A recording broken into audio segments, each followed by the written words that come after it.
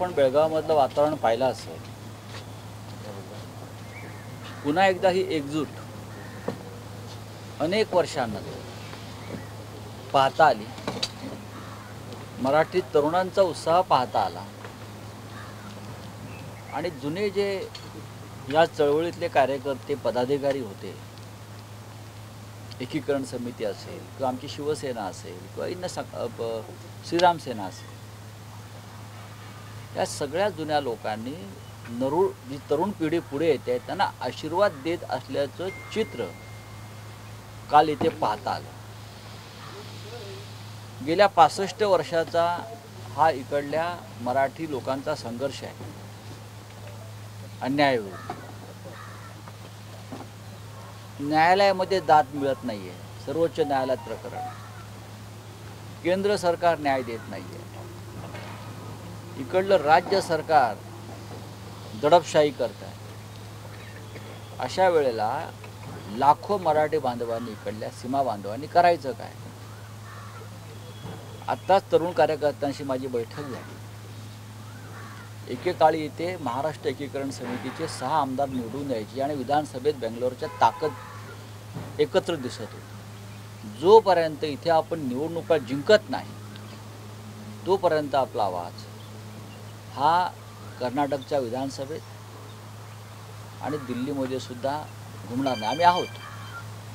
म्हणजे कधी काळी इथे एक आमदारसुद्धा निवडून आला आहे, संभाजी पाटील असायचे मला वाटतं, पण ते एकटेसुद्धा विधानसभेमध्ये तेव्हा एकीकरण समितीचा आवाज बुलंद करत होते. ही आता सुरुवात परत नव्यानं झालेली आहे. तरुण मुलांनी हे संपूर्ण ही मूवमेंट, ही चळवळ हातामध्ये घेतली आहे आणि भविष्यात नक्कीच सरकारला यांची दखल घ्यावी लागेल. रावसाहेब, काल स्थानिक मुख्यमंत्री होते प्रचारानिमित्ताने बेळगावमध्ये. आज भाजपचे नेते आणि केंद्रीय मंत्री नितीन गडकरी येत आहेत. पूर्णपणे त्यांची ताकद भारतीय जनता पक्षानं इथे ताकद लावली किंवा काँग्रेस पक्षानं ताकद लावली याच्याविषयी आक्षेप घेण्याचं कारण नाही. राष्ट्रीय पक्ष आहे, ते निवडणुका लढतील. पण महाराष्ट्रातल्या नेत्यांनी कोणत्याही पक्षाच्या इथे येऊन मराठी उमेदवाराविरुद्ध प्रचार करण्याची बेईमानी करू नये. कोणी असतील, मग काँग्रेसचे असतील, भारतीय जनता पक्षाचे असतील, राष्ट्रवादी आणि शिवसेना येणं शक्यच नाही. इतकंच कशाला, महाराष्ट्रातील काँग्रेसचे पुढारीसुद्धा इथे प्रचाराला येऊन महाराष्ट्र एकीकरण समितीच्या विरोधामध्ये प्रचार करतील असं मला वाटत नाही. कारण सीमा प्रश्नाची आणि सीमा बांधवांशी महाराष्ट्रातली जनता आणि महाराष्ट्राच्या सगळ्याच राजकीय पक्षाचे लोक 4 पिढ्या झाल्या तरी एका नात्यानं, भावनेनं बांधले गेले.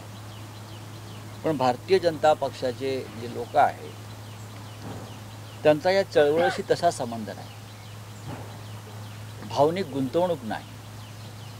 पण मराठी म्हणून तरी तुम्ही महाराष्ट्रासाठी, इकडल्या मराठी बांधवांसाठी हे पाप करू नका असं माझं त्यांना आव्हान आहे. थेट विचारतो, गडकरी येणार आहेत इथे भाजपच्या उमेदवारांच्या प्रचारासाठी. गडकरींचा उद्देश काय समजून घेतला पाहिजे. गडकरी हे मोठे नेते आहेत आणि ते फक्त विदर्भाचे नेते नाही आहेत, तर ते महाराष्ट्राचे सुद्धा नेते आहेत. आणि महाराष्ट्रात सीमाभाग यावा असे ठराव गडकरी मंत्री असताना सुद्धा झालेले आहेत सरकारचे. हे त्यांनी विसरू नये. आणि आजही आपण प्रत्येक विधानसभा अधिवेशनामध्ये सीमा बांधवांसंदर्भात एक ठराव करत असतो, हे समजून घ्या. माझं आव्हान परत त्या सगळ्यांना आहे की मराठी माणसाची जी एकजूट इथे होताना मला दिसते, आम्हाला दिसते, त्याच्यामध्ये मिठाचा खडा टाकण्याचा प्रयत्न कोणी करू नका. जर मदत करता येत नसेल तर निदान तोडफोड तरी करू नका. तर बेळगाव की जनता को क्या भरोसा दिया इस बार? देखिए, बेळगाव की जनता चुनाव लड़ रही है, ठीक है, चुनाव लड़ना तो, चुनाव आते हैं, चुनाव चले जाते हैं. यहाँ की जो लड़ाई है, यहाँ के जो मराठी लोगों की है, उनकी मातृभाषा की लड़ाई है. और मातृभाषा की लड़ाई पूरे विश्व में लड़ी जाती है. ये कोई नई बात नहीं है. ये केरल में भी होता है, ये महाराष्ट्र में भी होता है, हमारे महाराष्ट्र में तो तेलुगु, कन्नड़, उर्दू सब लोग इतने लोग रहते हैं, लेकिन हमने कभी ऐसा नहीं किया कि उनके स्कूलें बंद करो, या जो मराठी भाषा बोलने वाले हैं उनके लाइब्रेरीज है, उनके कल्चरल सेंटर है, उनको हमारी सरकार हमेशा फंड्स देती है या सब्सिडी देती है। ये हमारा कर्तव्य है, सबका कर्तव्य है, देश एक है। लेकिन हमारा झगड़ा है जो है वो केंद्र सरकार से है, न्यायालय से है। सीमा विवाद पूरे देश में फिर एक बार उभर कर आए हैं, और सबसे पुराना सीमा विवाद अगर कोई होगा ये महाराष्ट्र और कर्नाटक का है। सर, इस बार चुनाव में यही मुद्दा रहेगा या दूसरे और कुछ लोगों को आपने भरोसे दिए हैं? बहुत मुद्दे हैं इस देश में, लेकिन अगर महाराष्ट्र एकीकरण समिति के उम्मीदवार के प्रचार के लिए मैं आया हूँ, तो जो उनके मुद्दे हैं यहाँ के लोकल, वो हमारे लिए महत्वपूर्ण है। मैंने कल मोदी जी से आह्वान किया है कि पश्चिम बंगाल में ममता बनर्जी अन्याय करती है, अत्याचार करती है, एक बार आप यहाँ के प्रशासन को भी निर्देश दीजिए, होगा सर्वोच्च न्यायालय में देख लेगा। तब तक यहाँ जो दहशत, जो अन्याय है वो तो बंद करो। क्या मांगा यहाँ के लोगों की, मराठी लोगों की, एक बार समझ लीजिए। हमारे मुंबई में लाखों हमारे कन्नड़ भाई रहते हैं, कभी हमारे झगड़े नहीं होते उनसे। यहाँ कुछ भी हो, वहाँ हम सब एक हैं। यहाँ भी इस प्रकार का सरकार ने बर्ताव करना चाहिए। राउत साहब, आपका जो कहना है सही है, मैं मानता हूँ। ये कई सालों से चल रहा है, भाषा विवाद जो चल रहा है उसको साइड परे रख के कुछ और इश्यू जो, जैसे कि अभी कांग्रेस वाले मुद्दा उठाया, इन्होंने अपने फ्रंट में रखा है कि महंगाई, तो आपने क्या रखा है? हमारे लोकल लोगों ने, मैंने जो कल मुद्दा उठाया है वो तो ज़रूर एकीकरण समिति के मुद्दे वही उठाए हैं, लेकिन महंगाई है, कोरोना से वजह से जो आर्थिक संकट आया है वो मुद्दे हैं। मुद्दे तो बहुत हैं, लेकिन पंतप्रधान मोदी आज भी मैं मानता हूँ ये संकट के घड़े में हमारे नेता हैं। हम उस तरह से संघर्ष नहीं करेंगे। आज देश संकट में है और इसलिए किसी और मुद्दे को भटका के हम किसी का ध्यान यहाँ वहाँ नाही करना चाहते। काल ज्या पद्धतीने प्रचार सभा आणि एकूण रोड शो झाला आणि प्रचार ज्या पद्धतीने महाराष्ट्र एकीकरण समिती आणि शिवसेनेने केलाय, काय निकाल अपेक्षित आहे? तुम्हाला काय वाटतं की काय निकाल लागतील? कालचं चित्र पाहिल्यावर की मला असं वाटतंय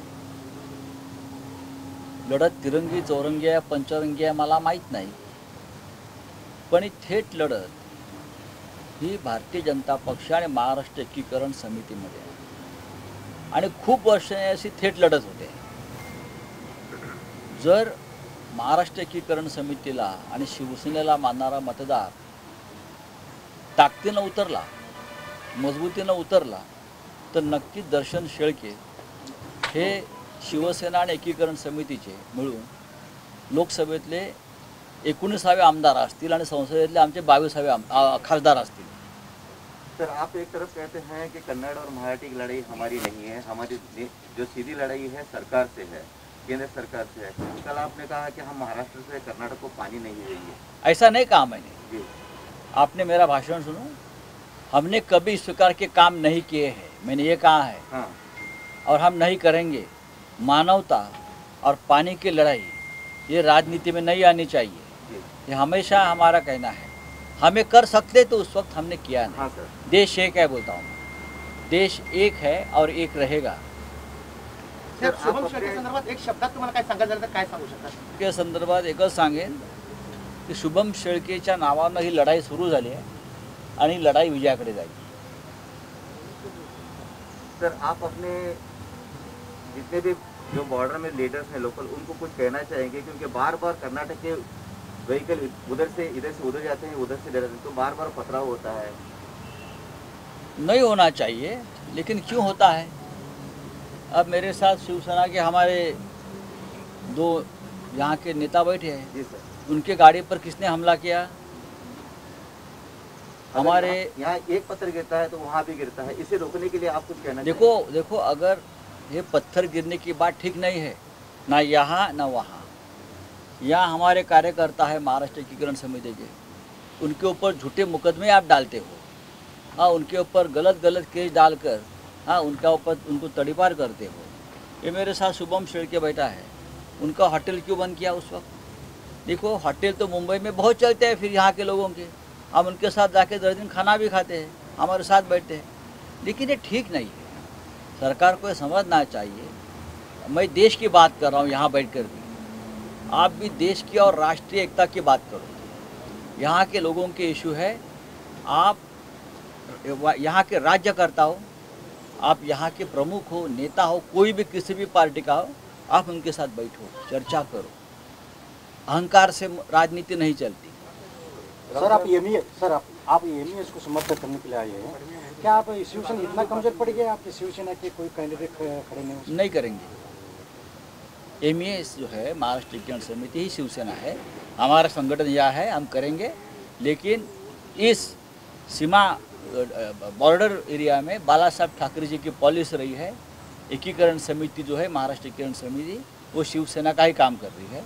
हम मराठी है, वैसे हम हिंदू भी है। राऊत साहेब, एक मागणी झाली स्थानिक पदाधिकारी आणि कार्यकर्त्यांकडून, शिवसेनेचं एक संपर्क कार्यालय इकडे असावं, जेणेकरून संपर्क कार्यालय आहे। त्यांची मागणी अशी आहे की महाराष्ट्र सरकारनं या विभागासाठी एक संपर्क मंत्री नेमलेले आहेत, एकनाथ शिंदे।